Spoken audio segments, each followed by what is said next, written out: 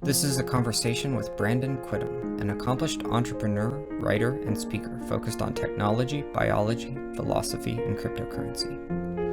He's written many articles about the fascinating changes occurring in the crypto space and puts those changes in unique perspectives to make them easier to understand or to help us see them in a new light. This episode of the podcast is sponsored by me. Please go to joshterryplays.com/links to see what I'm up to. Thanks for coming on. Thanks for having me, Josh. I'm excited. Yeah, appreciate it. Can we just get a quick background of like what got you into the Bitcoin space? Like what's a little bit of your background before that? Totally. Yeah, so I'm a lifelong entrepreneur, like young kid selling pop to the construction workers, lemonade stand every week kind of guy. So always got a little side hustle, grew up playing sports, and then went to college for a business degree. After college, sold enterprise software for 4 years with Oracle. And so I was kind of the young guy, excited, calling on large companies, convincing them to buy millions of dollars of the software. And that's kind of where I thought my life was going at the time. And, I'm a young kid, earning a lot of money, happy, excited. I thought everything was going right.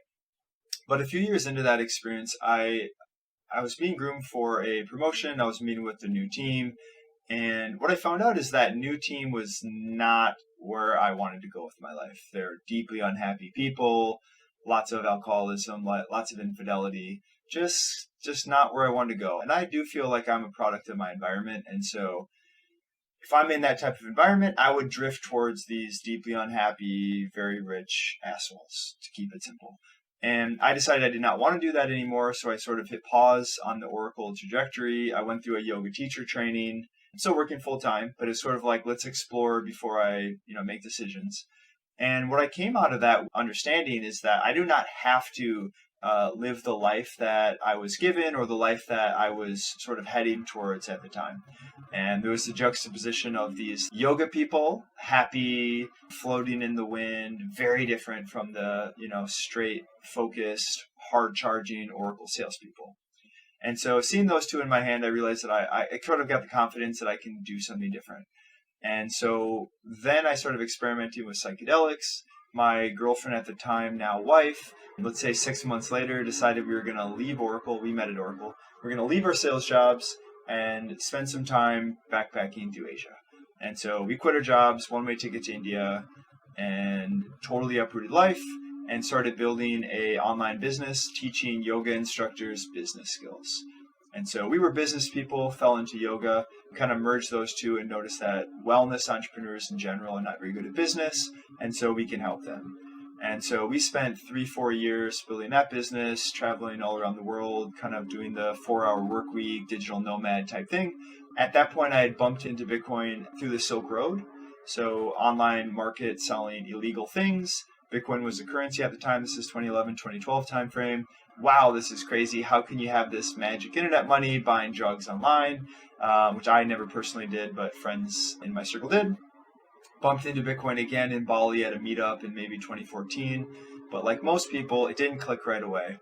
And so I dismissed it twice. And then in 2017, like many people, I saw the price going up. And a few friends were like, okay, you have to pay attention. I did. Lured in by number go up, and then quickly found out that, okay, there's something more here. And, again, like most people, I went into this 3 to 6 month period where all I did was study Bitcoin and Ethereum at the time and the greater blockchain ecosystem. All that kind of stuff seduced me. And, it was 15 hours a day studying. And after that little period of intensive study, I realized I need to change my career. I need to focus efforts here. And that's what I did. And luckily, our online business at the time was quite profitable. We hired a small team to run the day-to-day operations. So essentially paid my wife and I to do nothing. And at that point, nothing meant study Bitcoin. And so it sort of paid for the transition, bopped around the industry, did some writing, did some consulting, worked for a few companies, and then ended up at Swan, which was in very end of 2019. Joined Swan as an advisor. Prior to, we didn't even have Swan at the time. It was called Give Bitcoin. Essentially, the idea was if you gift someone Bitcoin, theoretically, that's one way to onboard them. So you give your mom some Bitcoin, teach her about it along the way, and then she'll be interested. That's true. However, what we also realized was that just selling Bitcoin is a way better business. Still 1-2% of the world owns it. And so a lot of people need to buy it, and it's way more lucrative doing that. And so we built Swan, about 3 months into me being there. And then I've been running user acquisition is kind of the generic title, communication, some email marketing, some content marketing, all that kind of stuff. And yeah, Bitcoin captured me, and there's many ways we could take that, but that's a mouthful. We'll start with that. I was in the acro yoga scene for 7, 8 years, the rambunctious cousin of the yoga scene, if you will. That was a big step for me as well. It gave me a different look on how things were. And I ended up finding that I didn't want to, stay maybe specifically in that scene, but the influence of it gave me a sense of authorship over what I was going to do next. I think was incredibly valuable. What did you pull from it? What made you think that you could do something different? Yeah, totally. So quick touch on acro. I love acro also. I only studied it for like a year and went to some workshops and played around. So I never really got that good, but I learned a lot from it, and that the teamwork aspect and the importance of communication with your partner in that space is very powerful. And I also realized that it's not that easy to do with your primary partner, like my girlfriend at the time, now wife. We would get chippy at the time. We'd have to okay, focus. This is a team thing. Let's not, I'm very competitive and I want to win all the time. And so I have to sort of turn that off and make it more playful, which was a good learning experience. And I also thought acro was powerful from a non-sexual but highly intimate physical contact environment, right? It's usually a male and a female, and you're very, very hands-on with your partner, but in a completely non-sexual way. And so I think that's a pretty powerful tool in a world where contact is often not physical contact. A lot of people lack that. And so I think acro is a powerful healing tool for anyone in that type of environment. To answer your question, what I took away from yoga, it was really the confidence to abandon my identity at the time. Everyone knew me as the business, sales, entrepreneurship guy, hard charger, high achiever type thing, never show weakness. Very, very stereotypical, honestly, looking back. And the confidence came to say, I do not need to be the identity that I have, that I'm known for, that was regarded highly amongst peers, right? And the confidence was to say, I'm going to stop that. I'm going to buy a one-way ticket to India. I'm going to, quote, sacrifice my career and go into the unknown. And I want more out of life, essentially. And most of my colleagues at Oracle thought I was stupid for doing this. Or the ones who thought it was cool would have the stereotypical normie script of wow, must be nice, but you can do this. However, I can't because I have XYZ reason. I have a mortgage, I have a kid, I have whatever. And so I learned a lot from that, just exiting Normieville. And most people, they're actually either they're very comfortable in Normieville and just sort of doing what the herd tells them, or they're actually fearful of making a change. And so that was quite interesting. It was very empowering making the change. I swung very hard away from corporate America. I turned my back on material possessions. I went full hippie nomad, traveling around for years. And Bitcoin actually brought me much closer to the center of who I actually am, which I am a business person. I'm always thinking and strategizing and optimizing, and I really enjoy that. And I also have that hippie side of me who will go to Burning Man and weird festivals and get into very weird things. But I think Bitcoin brought it towards this center part where it's still counterculture to kind of normal American culture, but it's deeply rooted in economics. It's deeply rooted in also socio-political aspects. Bitcoin is sort of a political thing in and of itself. And so I think I found a much more harmonious version of myself. And I wouldn't have found that if I didn't let the pendulum swing too far one way in corporate America, then let the pendulum swing too far the other way. Right? I had to sort of explore those sides before I could be comfortable and confident in the future, knowing that I fully tried on those versions of myself. Right? If I never spent the years traveling, I would have always wondered what that would be like. If I never went hardcore into corporate America, I would also wonder what is it like to just do that. And so, yeah, I feel very confident in the direction now. And in terms of purpose and life, I've never felt more confident waking up and doing my job at Swan. It's, yeah, I like my job, I like my coworkers, those are important, but it's really about purpose and mission. And I do see Bitcoin as a tool for freedom, a tool for the world. Like, I think this thing needs to be there. And so not only am I satisfying my work requirements, but I'm satisfying my personal sort of mission aspect. And so that's a really cool thing. And I honestly don't think I could go back to a economic work arrangement that doesn't have at least some deep level of personal satisfaction. I really believe in that concept of the transition from one thing to another, and in those pendulum swings, and them, not necessarily being the bad things that sometimes we make them out to be. I think that they're often the most valuable things we can do. Like, to make a big shift from one thing to another, it doesn't mean that the thing we were doing was great, and it doesn't mean the thing that we switched to is great. But the simple movement from one to the other seems to be like one of the most informative things you can experience. Did you say you went to China first? We started in India. I've actually never been India. to China. Yeah. Oh, sorry, I misunderstood. So India was the first place you guys traveled to? Yes. Okay, so if that was like your first big traveling, what was something that stood out to you as a surprise? If I'm going to answer this question in two ways. One, for people who haven't spent a lot of time traveling, I would say that just the act of long-term slow travel, even 2-3 weeks backpacking with very little plans. But I would say the longer you can go, the less planning you can go, move slow, just like do what you actually want to do. That experience itself, I think, is as transformational as anything. What travel does from a neurochemistry standpoint is it puts a lot of people in flow state. And so it's essentially your brain going, holy shit, this is important. All this novelty is flooding in. And so you actually are in a heightened state. You make memories faster, you're sharper, you have more energy, all these things flood in. And so there is some sort of a chemical aspect or a neurochemistry aspect to travel. But other than that, it's kind of a flood of novelty. You see things from a new lens, just going to the gas station, going to the bathroom, ordering food, trying to find out where you're going, take a taxi, interacting with people along the way. Just that experience out of your comfort zone radically shifts your worldview. So that's what I would say to the less experienced traveler. It's go do it immediately, build time for it, go as long as you possibly can. And also be confident taking a career break.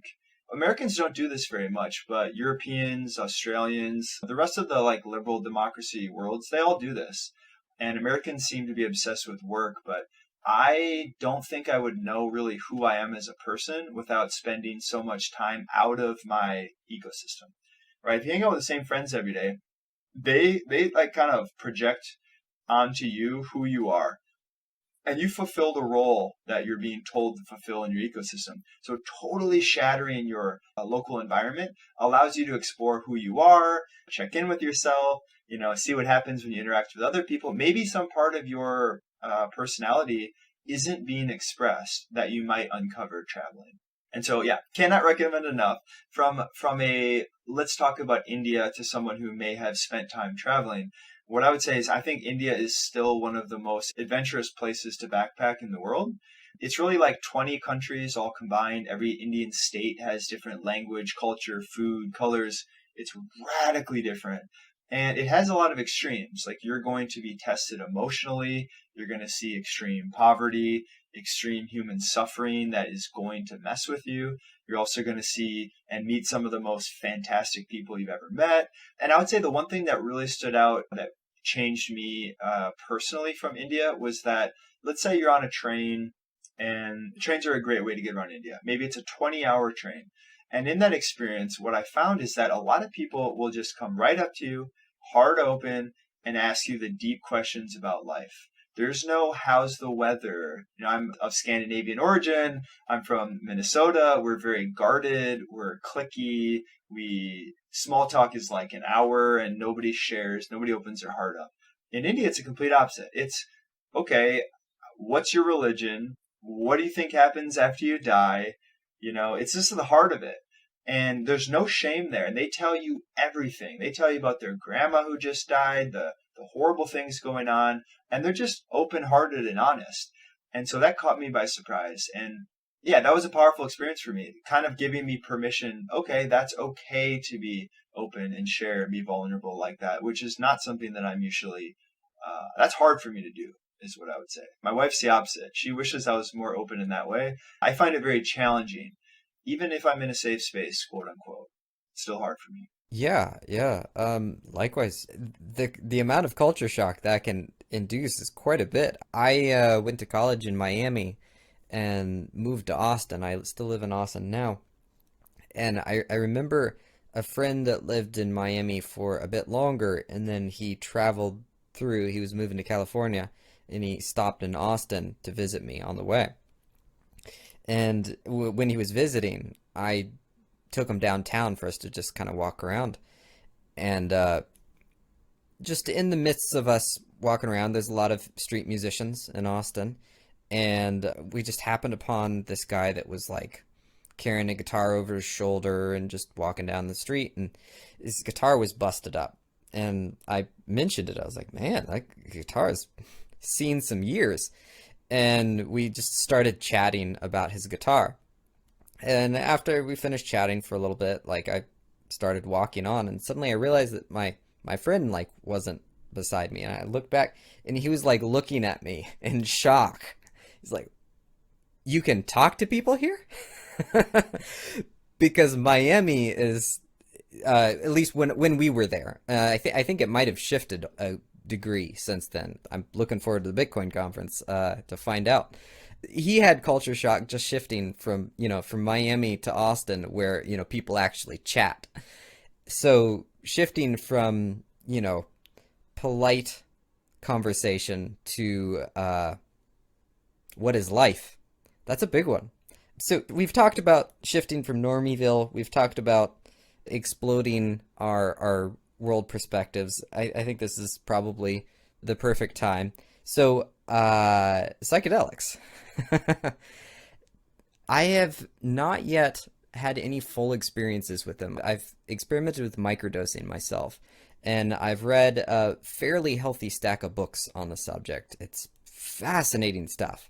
I'm incredibly fascinated by it. What interests you about psychedelics, just to open the conversation?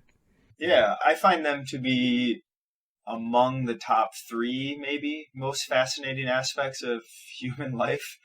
And I find myself chasing down lots of little rabbit holes and reading weird stuff. And so I'm always seeking novelty. And that's one that stuck with me. A lot of things I'll pick up for a year and then just be, I learned enough. I integrated what I need to, and I don't really need to study anymore. But that's one that I find holds a lot of mysteries. The more I study it, the more interesting it gets. And there doesn't seem to be an end to that rabbit hole. I'm trying to even think what makes sense to go with here. Like from a personal standpoint, I'll share some stories. From a humanity standpoint, actually, I'll start there. Let's zoom way back. So throughout time, humans have always had a fascination with changing our consciousness.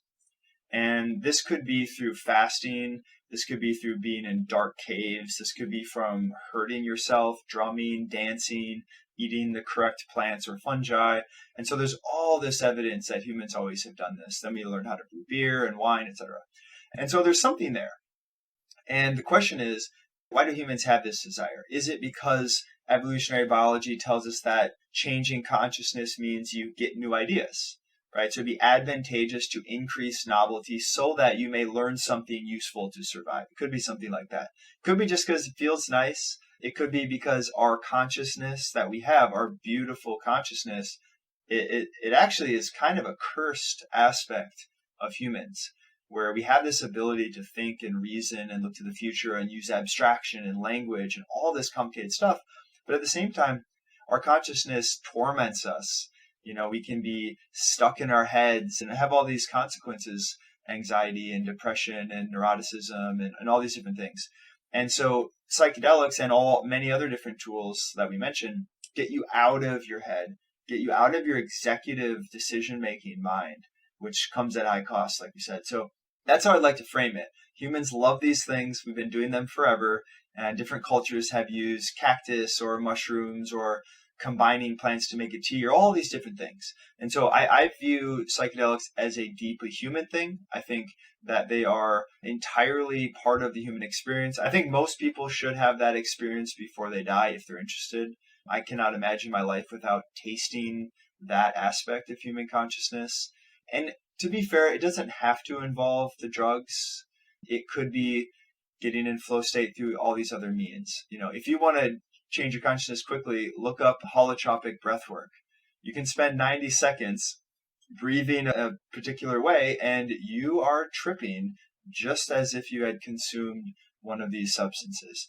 Yes, I've read all of Stan Grof's papers on holotropic breathwork, and I've experimented with that a ton, and I can't recommend it enough. I think it's phenomenal. Absolutely. Yeah, that's awesome to hear. So I'm going to ask you a question. Why have you studied so much, experimented with holotropic breathwork, so you're comfortable in altered states? Maybe you've done other things to change your consciousness. What's stopping you from, taking a dose? Risk aversion and poverty mindset, I'd say, are probably the main ones. I'm naturally pretty risk averse, and poverty mindset influenced me for years to enhance that risk aversion, right? So the fear around loss of anything that I had made me even more powerfully risk averse. And I've been going through a process of like sorting through that.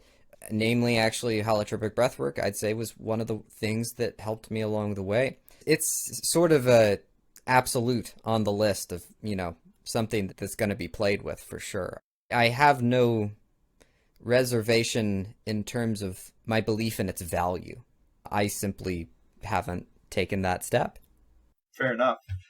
It's very interesting. And what I would say about risk, there's a few things. Like, some people think that it's going to change them in a way that's negative. Some people are worried because they have drugs, have this reputation of being bad. Oh my God, you're going to see something crazy, whatever. But there's another risk, which is that it's illegal in most places. And so I think that's the unfortunate aspect here, where if you're caught with the wrong mushrooms in your pocket, you may go to jail.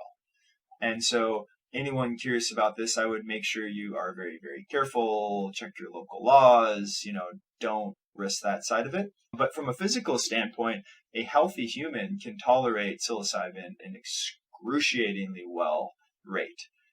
Advil is more dangerous. Drinking too much water will kill you, right? All these different ways. The medical studies are astonishing. We have an overwhelming amount of data that this stuff is not that dangerous. It's shocking how few instances of any sort of negative thing has occurred. That was one of the most overwhelming things that I found, was its lack of toxicity. It was just amazing. Yeah, absolutely. The molecule serotonin is one of our primary neurochemistry molecules, and it modulates time and how you feel and many other things.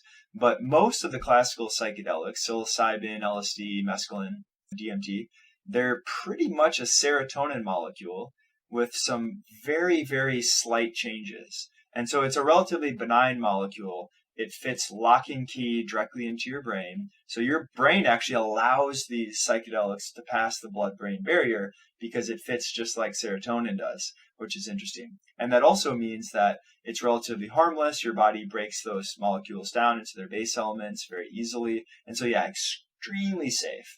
And what's interesting now, we're having a renaissance where essentially people want to make psychedelics legal.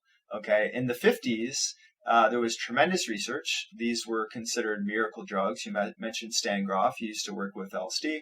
Yeah, these were considered miracle drugs for a whole host of different things. And then the, quote, hippies got excited about them. Counterculture is rising, civil rights movement. And then the U.S. government said, we need to stop the civil rights movement, all this popular uprising. So in order to do that, they demonized drugs in order to take down this counterculture. And so the unfortunate consequence here is that they made them all Schedule I drugs, meaning they're the most illegal, which prevents science from even studying them. So we were so scared of what psychedelics did to our culture that we said, you can't even study it anymore, which that alone is completely asinine to me. But what it did was it prevented a whole bunch of people from using these substances for their benefit. And what's happening now is They're trying to make these things legal again. And so they're going through all the approved ways. Psilocybin and MDMA are both just about legal. I think they're both in phase 3 trials. And so they will be legal soon, I imagine. And so there's this resurgence of the clinical side of psychedelics. And I'd like to make a differentiation here, which is that in order to play by the rules, you have to essentially show, here's an illness, here's a specific dose, here's an outcome.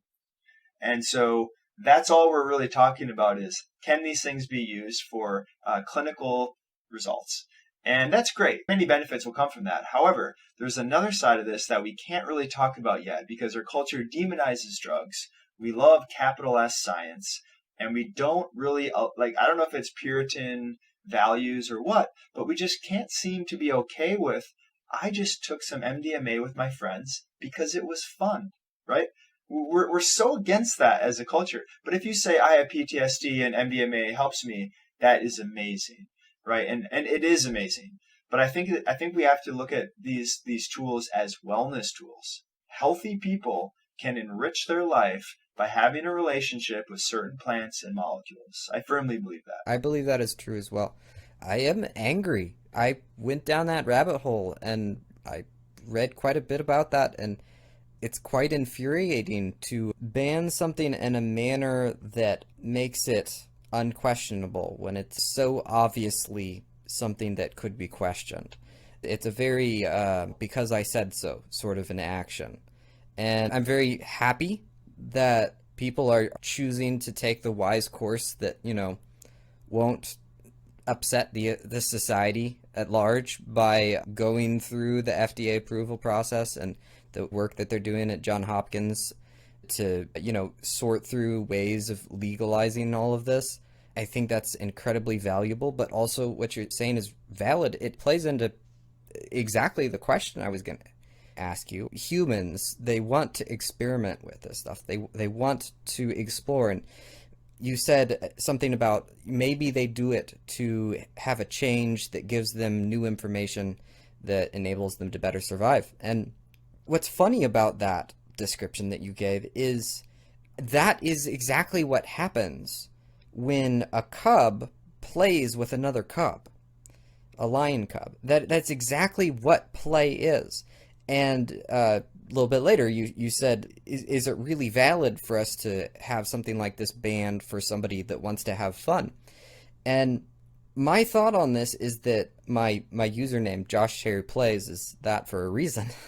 I am wondering if play is severely, tragically, drastically underrated to a degree that's almost incomprehensible. We know that play, if it doesn't increase neuroplasticity, it's a major element of the learning process. We know that play is essentially a requirement for any juvenile of any species, pretty much. Or at least, I don't know, any mammal, at least. And that's enough for me. Play is crucial. So I'm wondering is it as simple as this is maybe one of the methodologies that humans have found to enact creative methods of play. And that play could be very dark sometimes, right? Because there's difficult things that sometimes happen for people that are on psychedelics. And this goes into the philosophy ideas of, we're playing at coming down to be this human that is experiencing suffering, right? That's a much larger philosophical concept. But we know that play doesn't always have to be this lovely, delightful thing. Play is a much deeper concept than that.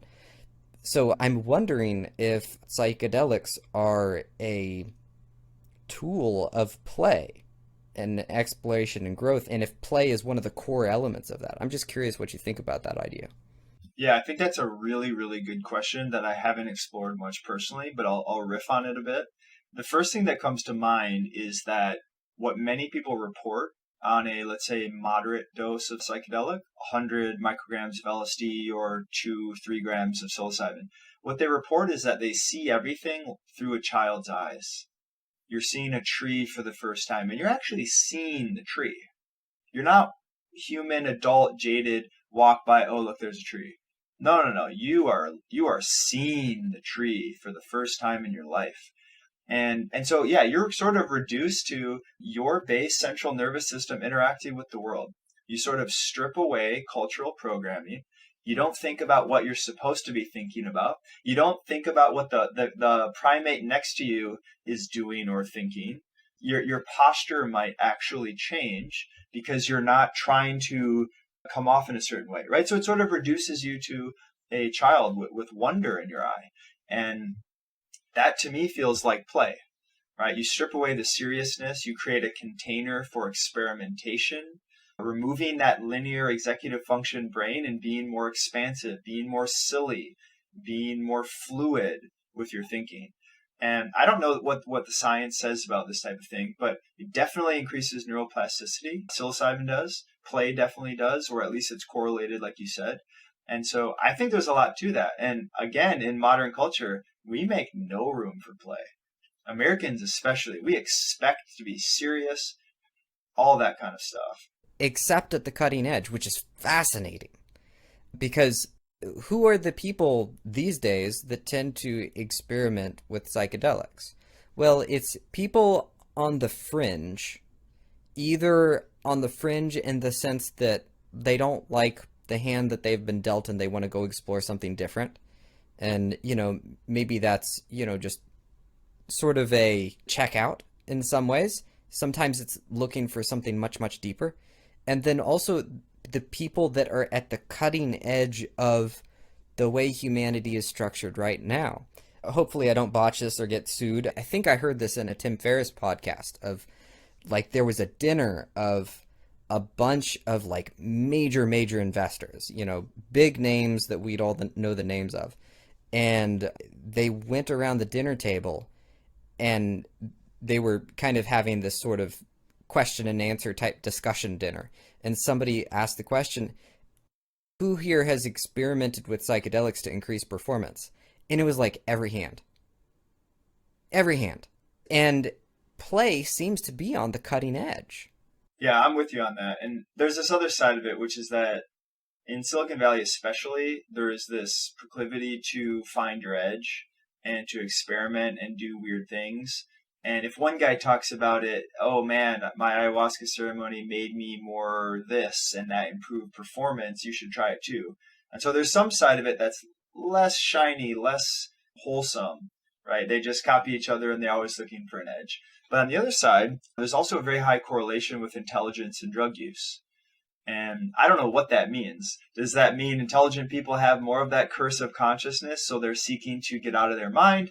Or are they more intelligent so that they actually understand the value of these tools, or they see through the dogma that's projected upon them, so they actually evaluate them for what they are, which is overwhelmingly positive in my mind? A lot of questions there, but yeah, it's quite interesting. And I think you're right on the play side.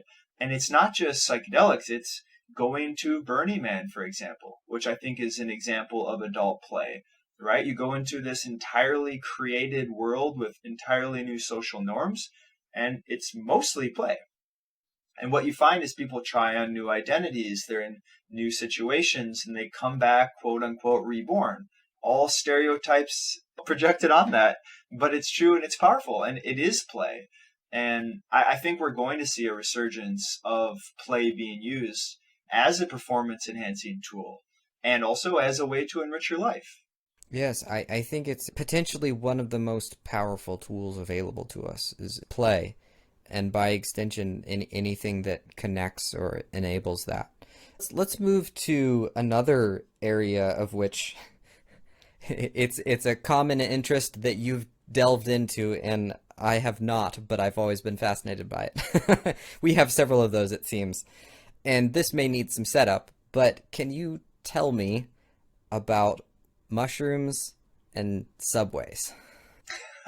Yes, I would love to. So there is a fascinating study done by Japanese scientists where what they did was they created a topographical map of the Tokyo subway system. And where each of the subway stops are, they put some oat flakes, which are food for a slime mold, which is technically not a fungi, but very similarly related. And then what they did was they released this organism into the maze. And in the first roughly 12 hours, the slime mold found all the food.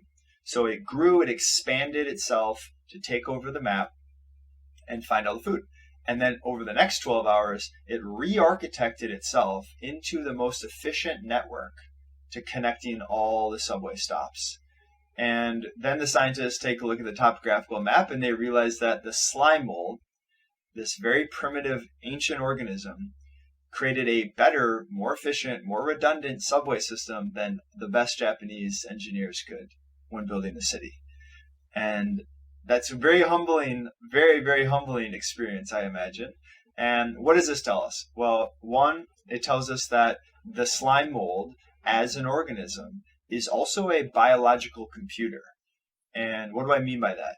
The slime mold solved the traveling salesman problem, which is a multivariable problem trying to figure out how do you optimize a route with multiple points. And that's very hard for humans to do with our computers today. However, this simple organism could achieve it. How does it do that? The main reason is the slime mold, you can think of it as one organism, or you can think of it as thousands of little mini organisms that all act together as one unit. So it's a decentralized organism. And how that applies here is that think of just like an underground root system. The root branches are extending in all different directions. And what you find is that the tips of this organism are acting based on the information they have in their local environment. There is no central processing unit telling the slime mold where to go and how to optimize, right? That's how our computers work. Instead, each point in this network makes decisions. And so they're acting on the best information, and that's how you create this optimized network. So it's decentralized decision-making versus centralized decision-making. And we're seeing a resurgence of decentralized ideals coming into consciousness now. You could say the American country was about decentralization, right? States' rights, individual liberty, make your own decision, have emergent organization coming out of that. And now we've sort of entered this post-industrialized world where it's now hyper-centralized all around the world, right? The government with the largest army is in control. Most of our industrial age organizations would be very strict hierarchies where you're essentially funneling information from the bottom to the top, where you theoretically have the best decision makers who aggregate information, make decisions, and disseminate it, right? And that works in industrial command and conquer, hyper optimized manufacturing type economy, but that doesn't work for a hyper complex distributed global information economy.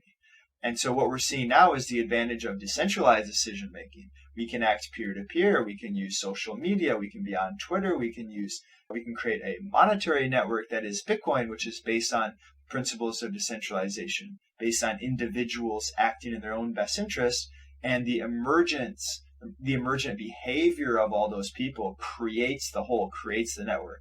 Those points in the network create the slime mold. It's truly astonishing. The concepts inside of mycelium, fungi, things that are of that nature astonish me. Like, we really don't get it at all. We don't get what's happening there. There's a pit somewhere in Russia of nuclear fire that's gonna be burning for, eternity or whatever. I don't remember. Was it maybe Chernobyl? Somewhere where there was a nuclear meltdown and it's just burning. I think it has some nickname like Hellhole or the Devil's Pit, something like that. And when it happened, people were like, okay, well, that area of land is gone forever. It's going to be like this for eternity. There's no good that can ever come from this again. I saw an article recently that said, oh yeah, there's like a fungus or a mushroom we just recently found that's living off of the energy that comes from from the Devil's Pit or the hellhole, and whatever it was just like, oh look, energy, yeah, I'll take some, I'll take that, and that seems to be the weird strength of decentralization is, well, outliers. I think maybe one of the strengths of decentralization is outliers, because we have trouble taking advantage of them in centralized systems. An outlier is something that behaves differently or is different in some way. And, what, one of billions of spores of mycelium or something else ended up in that nuclear site and was able to sort through what it needed to take advantage of the situation. And systems were built after the fact based on that.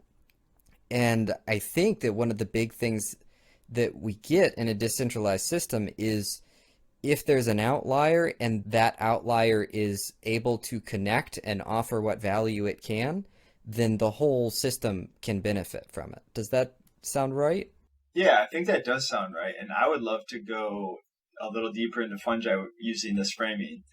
Please. Fungi are ancient organisms. We have fossilized records now from over 1.3 billion years old. Humans, by contrast, are maybe 500,000 years old, maybe a million. And so way older, right? It's not even close. And if you look throughout historical record, the primary theory for how we colonized dry land as biology was a symbiosis between a plant and a fungi. What do I mean? If you rewind, let's say, I think 2.5 billion years ago, there's no life on dry land. Everything's in the ocean. Then, it's just igneous rock, volcanic rock, creating islands from liquid magma. Now we have continents, but there's no life. It's very sterile.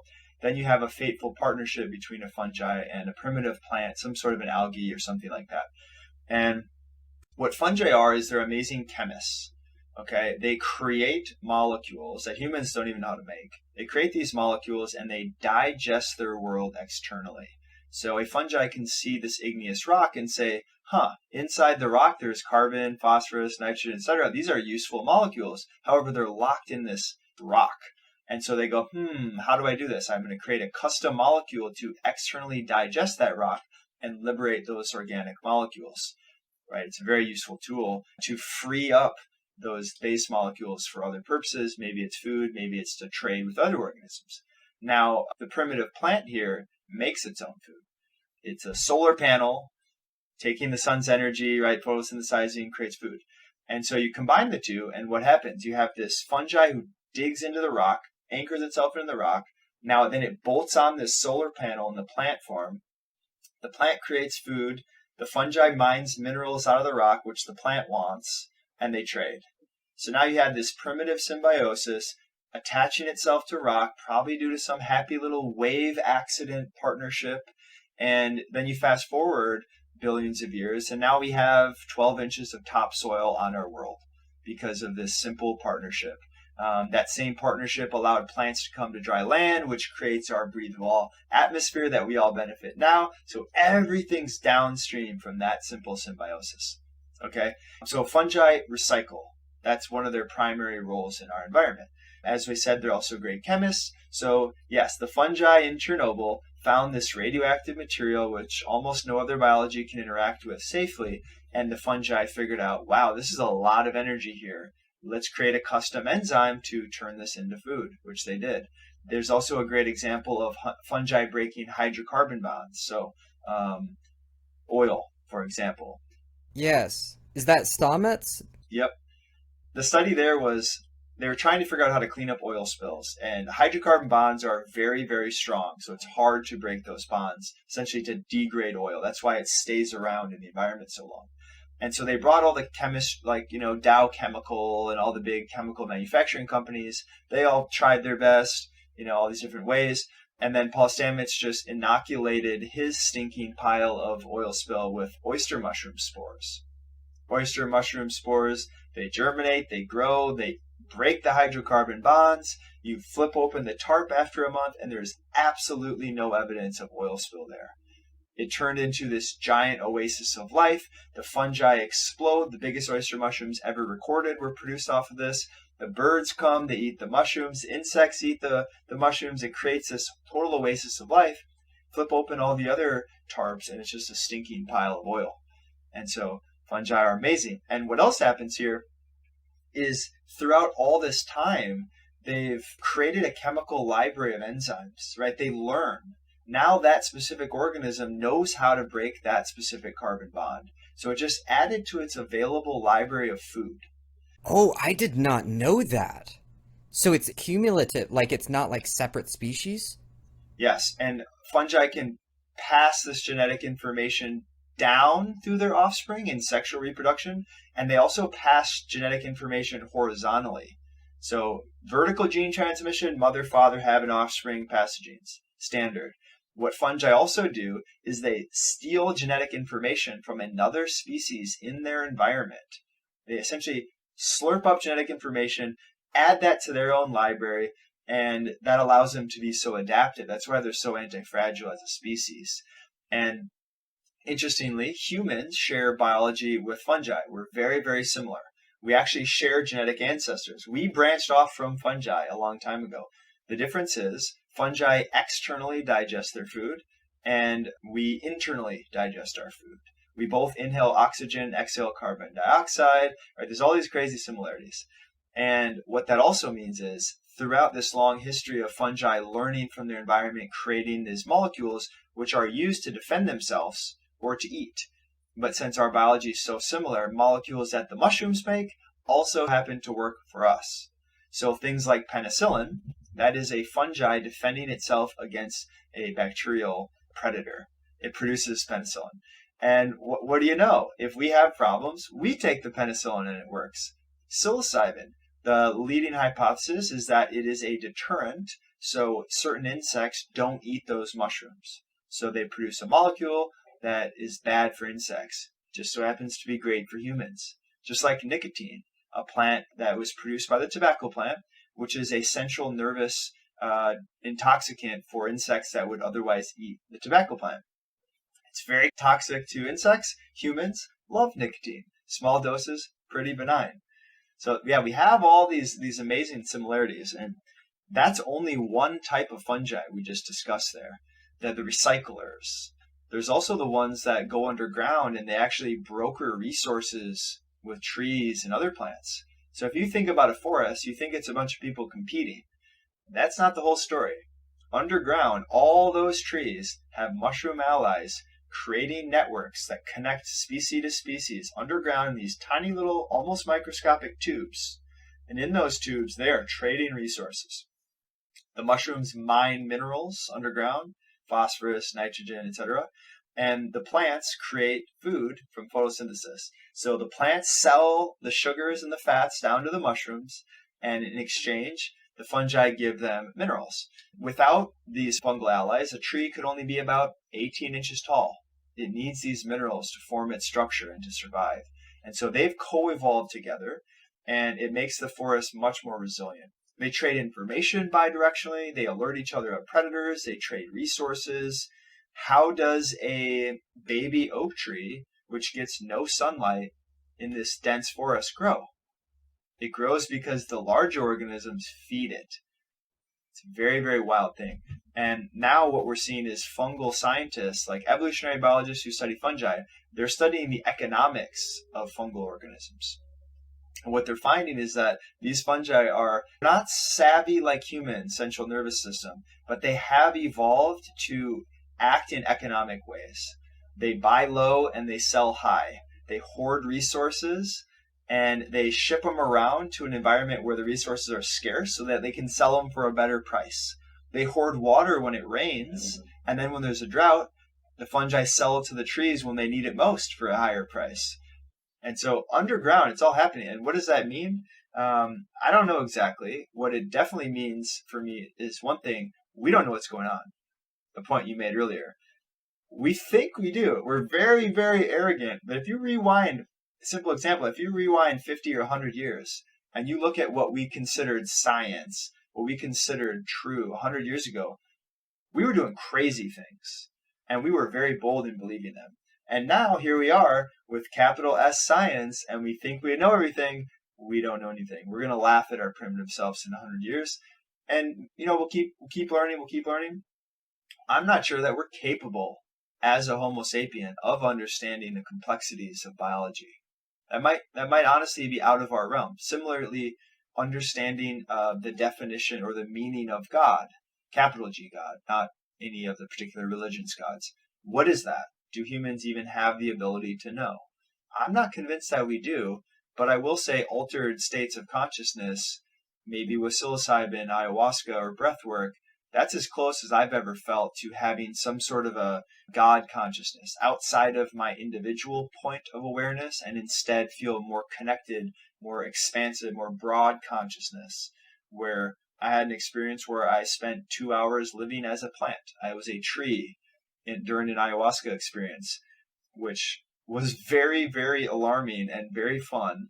If I can indulge myself or indulge you quickly here. Okay, so I had my first cup of ayahuasca. This was a few years ago. And it was a very introspective couple hours. I checked in with myself. How am I doing? How am I actually doing? Not your friend asks you, how are you? But like really checking in. Okay, now I'm going to feel the feelings I haven't felt in a while. I'm going to zoom out a little bit. Okay, how am I in my primary relationship? Great. How am I with my family? Learned a lot. Learned a lot of ways I can improve, how I can be a better person, what my blind spots are, etc. That's a very stereotypical psychedelic experience. Like, eat your lessons, even if they're hard lessons. And it was hard lessons mostly. Then I had a second cup, and then I was significantly more inebriated. And then I started laughing, and I realized I spent my whole life thinking and observing the world through a human consciousness. How limiting that must be to be a primate for your whole life. And I was fortunate enough to become a tree. And that was very different. They're not like us. They are intelligent. They are conscious. They do interact with the world. And, I don't know what's true or not, but it was a powerful experience. And one thing that stood out was time moves differently. Okay. We respirate, let's say 20 times a minute or something. A tree respirates when it rains. And so I'm in this tree and I see it rain. That's like one breath. A dry out, that's an exhale. All these people are coming up to the tree, hug the tree, sit under it, read a book, moving really, really, really, really, really, really fast. And the tree is just sitting there moving very slow. And yeah, just stepping out of your own consciousness in a way made me view trees differently, made me view my own biases differently, right? I can be arrogant and rigid in my thinking. And then I quickly get humbled. And that was one of those examples where the world is so much more complex and we just get this little tunnel vision. And sometimes stepping out of that is a powerful experience. Yes. I know that these experiences can be extremely contextual. So, I mean, it might have been a totally different experience for you, but from what you described, my thought was like, man, that sounds like that could be really calming. It was both, right? I had many physical sensations, very emotional. I was crying for a lot of it, and not in like a devastatingly sad, heartbreaking way, but in like a feeling all the emotions I haven't felt. I tend to just put the emotions in my back pocket rather than feel them in the moment. So it was a very healing thing. I left with a backpack off, like all that stored emotions. I felt lighter. I felt more at peace. All those things came out of that. And to tie that to one other experience that I think will be relevant, which is an MDMA, not technically a classical psychedelic. They consider it slightly different, but it does have profound effects. And the main thing with MDMA or ecstasy or many other names is that you feel very empathetic and you can see someone for who they are without judgment. And that's very nice with another person. You sort of put the guard down and you feel how they're feeling, and that alone is healing. But the takeaway for me was not being so hard on myself, right? I grew up in a household with a strong father. It's like, there's no crying in baseball. We don't quit, we win, work hard, blah, blah, blah. Get good grades, a lot of pressure. And I'm okay in that environment. But what I didn't realize is that I have very harsh expectations on myself at all times. And so even when I'm, quote, doing something successfully, in the back of my mind, I'm going, I should have done it better. And a little bit of that is okay, but allowing myself to just be and not have those expectations, even for 3 hours, right? Being kind to myself, that was a very, very powerful experience. Made me much more in touch with my emotions, much more well-rounded as a person, much more empathetic. And primarily the relationship with myself was the takeaway there. Don't take yourself so seriously all the time. It's okay to get things wrong. You don't have to be the definition of masculinity at all times and hide your weakness. You can be a well-rounded person. All of that from taking a quote drug for a few hours, right? Life changing. That's amazing. I'm fascinated. It's an incredible thing. I'm going to shift a little bit, but I think we'll probably promptly be able to tie it back into some of these things. I wanted to start by asking you, why does it matter that Bitcoin is so simple? If you could give a little bit of background on why it's simple. Absolutely. A couple things here. So Bitcoin is a very, very new, unique thing. And so if you're new to this subject, realize that it's way deeper than you think right now. And people study this for years and they still consider themselves beginners. A lot of different subjects overlap here until you have a clear picture. And so what I would say is if you're skeptical, realize that it's the nucleus of the smartest people on the planet converging on this thing, and they can't get enough of it. Okay, so just trust me that there's something there. If anyone is skeptical, we'll try to unpack some things and try to highlight some things that are interesting. So what is Bitcoin? Bitcoin is a protocol, meaning it is a set of rules that are encoded in software. So it is a software project, free and open source software that everyone can see and read and everyone voluntarily runs on their computers. That forms a network. Millions of people around the world have the same software running. They all connect, they all talk to each other, right? So it's a software. It also has a monetary unit, BTC, the asset. There is a digital bearer asset, most similar to physical cash, meaning if I hold the Bitcoin, I control the Bitcoin, it's mine and it's nowhere else. If I give it to you, you have full control, just like I handed you $1. Okay, so it is like digital cash in that sense. So you have a network and you have a monetary asset. Now, what else do we have going on here? Okay, now you have humans interacting with this thing, right? It's free and open source software. We can copy and paste the code and create Josh Terry coin tomorrow, identical to Bitcoin. To the moon. To the moon, Josh Terry coin. However, would anyone choose to run your software and to value your coin at the same level that Bitcoin does, right? If you tried to sell me Josh Terry coin for $40,000 a piece, I probably wouldn't buy it, right? Why is that? Because money is also this weird abstraction that humans converge on. We agree that it has value, so it does. Now, there's also properties of money that humans agree that are valuable, right? The primary thing with money is scarcity. There is a fixed number of units, and you can't just arbitrarily create more of them. So throughout history, we've used all different types of things as money. We've used cattle as money, salt, shells, beads, gold coins, silver, all kinds of different things. And what humanity converged on was that gold was the best form of money. Why is that? Well, number one, it's scarce. It's equally distributed around the world's crust, more or less. So everyone around the world found some. It's very durable, meaning all the gold we pulled out of the ground still exists. It doesn't really go bad. Like apples would be bad money because they go bad very quickly. It's also recognizable. When you see gold, you're able to know what it is. You're able to check and ensure what you have is what you have. It's divisible. You can break into small pieces, a few other things. But essentially, gold is money because it's scarce and humans agreed upon it. And what Bitcoin did was it kind of looked at gold. Okay, now Bitcoin's scarce just like gold. It's divisible. You can break one Bitcoin into 100 million little tiny pieces, just like a dollar has cents. It's transportable. You can move Bitcoin around the world, just like sending an email, right? So it's kind of like this technological version of the best form of money that we've ever had. And to get to your actual point here about why is Bitcoin simple, the main reason is that in order to make good money or any complex system, you have to start with simple rules. Okay, there's 21 million. No one can tell you, no one can steal your Bitcoin. No one can arbitrarily make more of them. And that's it. It's pretty much the only rules. And there's some complexities in how those rules are enforced, but those are the basic rules you sign up for. And so what Bitcoin does is it simply settles transactions. Every 10 minutes, transactions are added to the database and they say, okay, I sent some to you, you send some over there, and it just creates a chronological record of all the transactions. It's that simple. And the simplicity is important because a simple thing means that it also has very few attack surfaces. It's very hard to attack something that's simple. And so now you have one thing that's simple that works, and now you can add on another layer that does something different.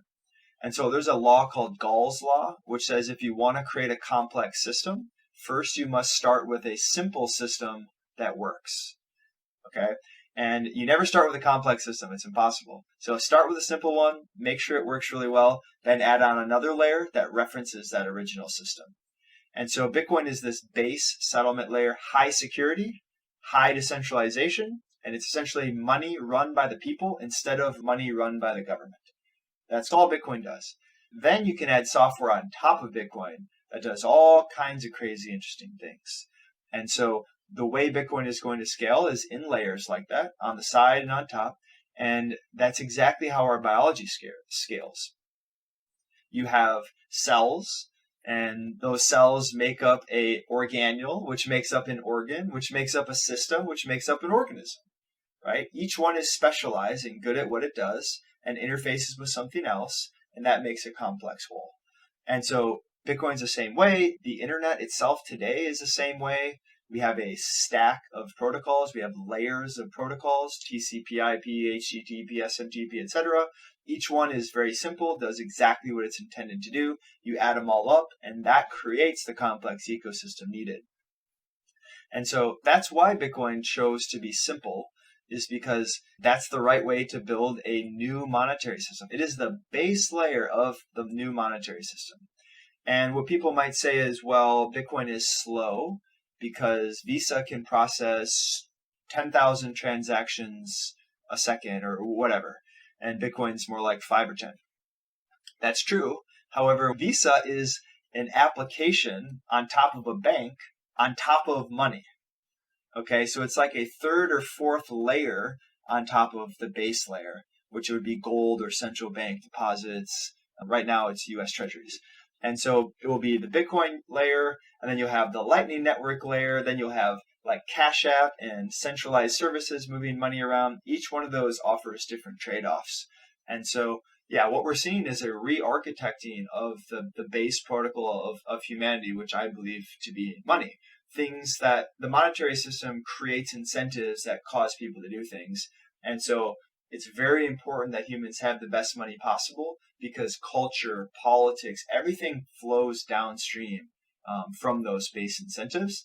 And so I see this as a once in a 5,000 year opportunity since we've made gold money. It's that big of a deal.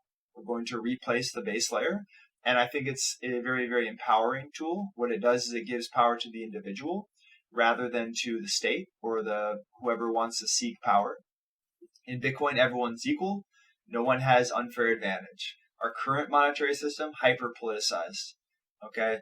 The people with the money and who are closest to politics, closest to the central banks, they make the rules. And everyone else suffers the consequence. And if the banks go bankrupt, what happens? The people bail them out. If Josh Terry goes bankrupt, no one bails him out, right? So there's two sets of rules. In the eyes of Bitcoin, everyone is equal. It doesn't know who you are. It doesn't know your race, religion, creed, ethnicity, where you live, how much money you have, what you like to do in your free time. It doesn't know any of those things. If you play by the rules, that is Bitcoin, you participate in the network. So if you're in Iran or in Zimbabwe or in China, you're still interacting with the same global system. And that is a very, very powerful tool. It's going to create a monetary substrate, just like the mycelium connecting the trees. Bitcoin is going to connect every single person, every single country, every single business that wants to participate in this parallel financial system. And it's going to empower individuals. It's going to unlock human capital. Right now, all the monetary systems are these siloed things in separate countries. The government tries to lock their citizens in, force them to use the money. Bitcoin sneaks out of that monetary blockade, and it allows people to save in a new money. It allows people to transact in ways that their government may not like. And so it's going to change everything in terms of how humans relate to each other, how governments relate to each other, how governments relate to people. And so I would say this is something not to underestimate. And everyone's going to learn about it and use it in the future. You can decide, do you want to learn about it now when it's still kind of counterculture, new, weird, exciting, and hard to understand? Or you can wait 5-10 years when it will just be something everyone owns. Okay. And if you wait, that's totally fine. There's nothing wrong with that. However, if you participate earlier, you're going to understand a paradigm shift in the early stage, which may afford you opportunities. Maybe seeing the world through a Bitcoin lens leads to opportunities in your career because you see these macro forces changing, which leads you to positive outcomes. Maybe you buy Bitcoin early when roughly 2% of the world owns it, before 50% of the world owns it, which means you may benefit from the financial side of Bitcoin. Yeah, that's a mouthful. I'll stop there. Great. Yeah, I agree that it's an opportunity to learn and I guess you could say evolve early.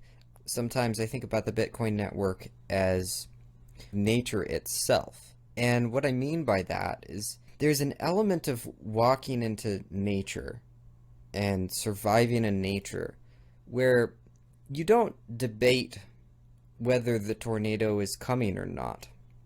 You just look at it and there's a tornado and it's either coming or it's not. In other words, it is. There's an element of nature that is this sort of absolute existence, if you will. And it seems that when we have a shift in our culture where something gets integrated fully, it's fully integrated when it gets to that point where it just is. For example, mobile phones are pretty much at the point now where they just exist. They just are.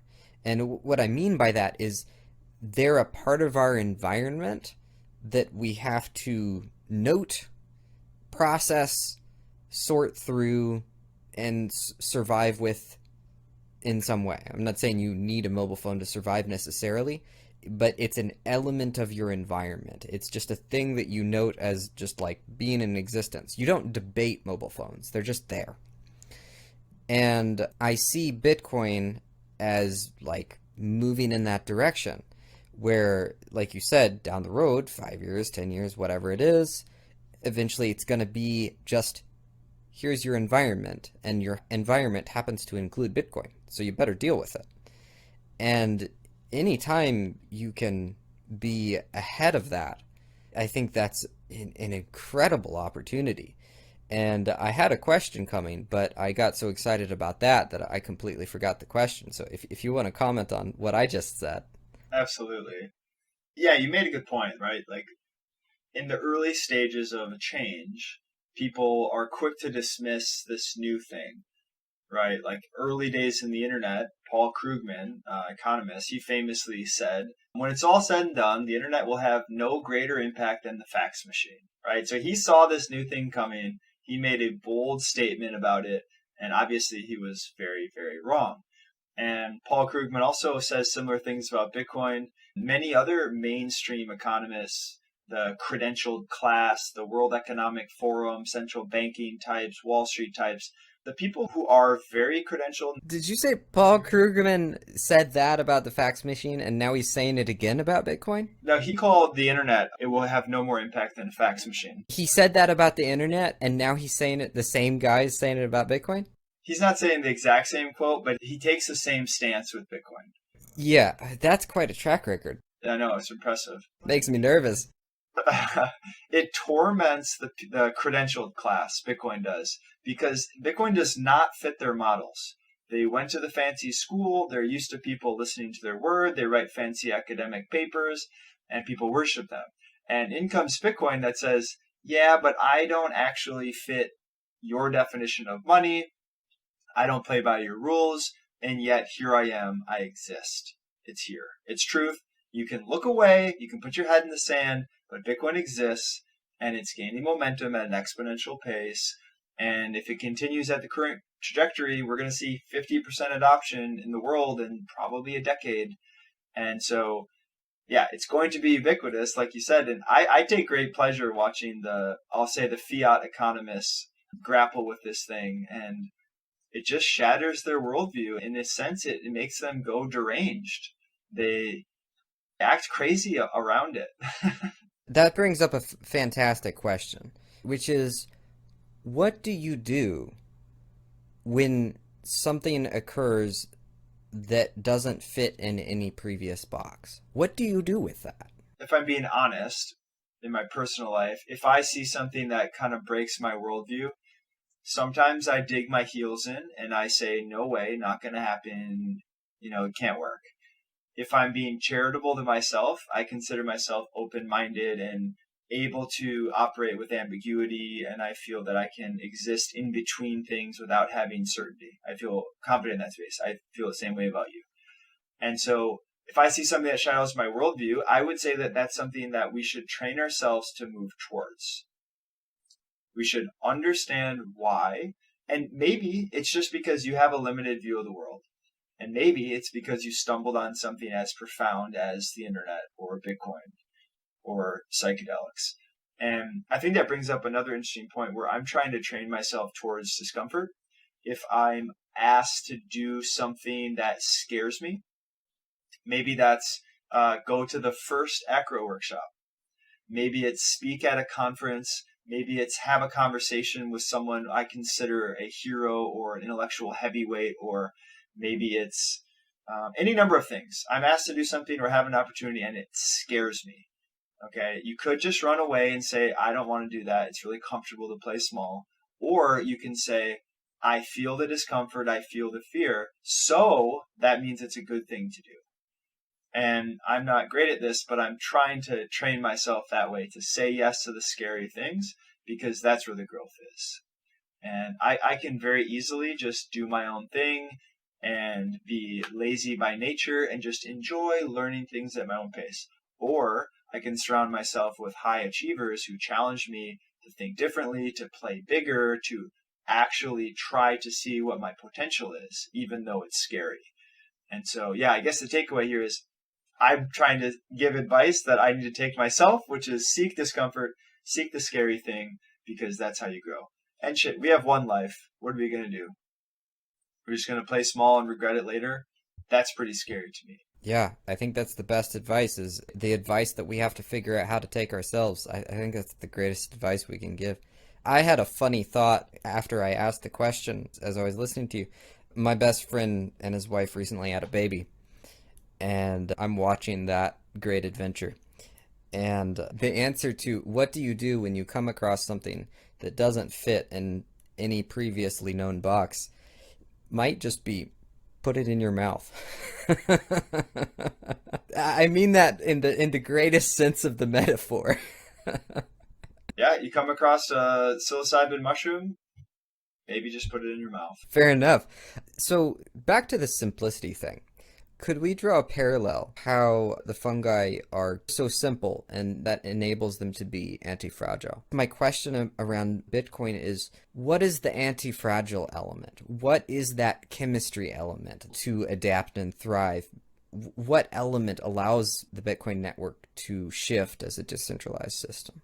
Yeah, great question. And just so you know, I do have a hard stop in just a couple of minutes. And so after this question, we'll probably have to move towards wrapping. So anti-fragile Bitcoin, how does it do this? How does it learn? So we'll do the parallel with fungi. Underground, fungi are fighting little microbiological wars at all times. Other fungi are trying to eat it, bacteria is trying to eat it, etc. And so what the fungi does is, okay, it observes a predator. Oh no, bacteria is coming. Sends information through the mushroom network to the mushroom scientists. And I'm going to anthropomorphize this whole time. I'm sorry, mycologists. Information travels through the mushroom network, hits the mushroom scientist's desk. They see the predator and they build a custom enzyme to address it. They ship that enzyme out to where the predator is. Now the whole network has this molecule and it handles the predator. And then what happens is now it has that new molecule, like we mentioned earlier, in its library. The next time that predator comes, that mushroom is more prepared because it has a new tool in its toolbox, which it can then use in the future. Okay, there's a mushroom in Eastern Oregon that's somewhere between 2,000 and 4,000 years old. We're not exactly sure. It's consuming an entire forest. It's literally been around for thousands of years. Imagine how many tricks that thing has up its sleeve. Now let's look at Bitcoin. So similarly, Bitcoin is a decentralized network. The architecture looks just like this mycelial mat, and each individual is like a point on the network. And let's say someone finds a software bug in the Bitcoin protocol. Okay, information travels through the Bitcoin network, ultimately reaches the developers. The developers then create a new custom enzyme or software patch. They ship it out through the network updates itself, handles the problem, and now the system is stronger in the future because that problem is fixed. And so after 12 years of constantly attacking this network, we have this thing that keeps getting better and better and better. And that's what Nassim Taleb means with anti-fragile. In the presence of chaos, what do? You have a system that actually gains from that chaos. And if you compare that to our current financial system, which is very fragile, okay, if you think about '08, a small thing in the economy, let's say subprime mortgage crisis, that caused the entire financial system to explode, right? That's a fragile system. A Bitcoin system does not do that. Problems are isolated. You cannot hide risk. It wears the risk right on its sleeve. And so instead of kicking the can down the road, which is what central planning does, the government, the Fed essentially says, we're not having that. We're not having a recession, not on my watch. So we just kick the can down the road over and over and over again until one tiny little thing blows up the whole system. With Bitcoin, if you have a problem, the problem is addressed with immediately. There's no way to kick the can down the road, right? And so what that leads to is a instability in the price. Okay, the price can fluctuate wildly because no one's managing it. That's the downside. But the benefit you get from that is a systemic stability. The system itself doesn't break because all risks are dealt with immediately. Compared to our fiat system, price stability at the expense of systemic instability, right? Those are inverse. And in a financial system built on Bitcoin will be much more stable. It will not have these wild ups and downs. It will be more of a smooth wave instead of this very violent, destructive thing. And a foundation like that of Bitcoin that is sturdy will allow us to grow much taller as a civilization. It's like discovering steel. Before steel, you could only have a building that might be 5-10 stories tall. You can't make a bridge to Manhattan without steel, right? And so we invent steel, and now we can do all these amazing things. You invent Bitcoin, the society itself can now build taller because we have new infrastructure that aligns incentives in our world. That's fantastic. Brandon, tell me what you're up to now, and tell me about Swan, which, by the way, for everybody listening, I fully support. I think they're a phenomenal company. Tell me about what's going on right now. Yeah, so as mentioned earlier, I feel that Bitcoin is the most important thing that I can be working on, and I do that at a company called swanbitcoin.com. And you can think of us as an easy way to buy Bitcoin. We give you many ways to do that. You can buy like one-time buy. You just want to buy $100, fine. If you want to set up an automatic recurring purchase plan or dollar cost average, as many people like to say, let's say you want to buy $50 a week, great. Connect your bank, pick your dollar amount, hit go. We auto buy for you, deposit in your Swan account. You can withdraw for free to your own wallet if you like. And as a company, we're very focused on education. Our marketing is education. Why? Well, we found out that the more people learn about Bitcoin, the more they want to buy, right? It's this new thing. It's a paradigm shift. So as people learn, they buy more. So our marketing is education, self-serving, also quite fun. And I support education. So that's where I spend most of my time. I would say I also put a lot of my thoughts on Twitter. Quittem is my handle there. I write long-form essays that I publish at brandonquittem.com as well. Though I have a very, very popular series called the Mycelium of Money, which is exploring Bitcoin through mycology, through fungi, which we touched on a few of those things today. If you're interested, I would highly recommend that article. And my DMs are open on Twitter. If any of this resonated with you, I would love to chat. And I'm pretty sure you have a swanbitcoin.com/Josh Terry link, if I'm not mistaken. So if anyone wants to check it out, I will shill Josh's referral link. Go to swanbitcoin.com/Josh Terry. You will get $10 in free Bitcoin if you sign up. You won't regret it. Love it. I am happy to shill something that seems to just plain exist. Is there anything else you wanted to say? Anything you wanted to add before we finish up? No, man, I appreciate the chat. I'm glad I got to know you a bit more, and I look forward to staying in touch, and I look forward to you launching the podcast. I'm sure you have a lot of interesting guests and a lot of interesting content coming up. Thank you. This has been an absolute pleasure. Thanks, Josh.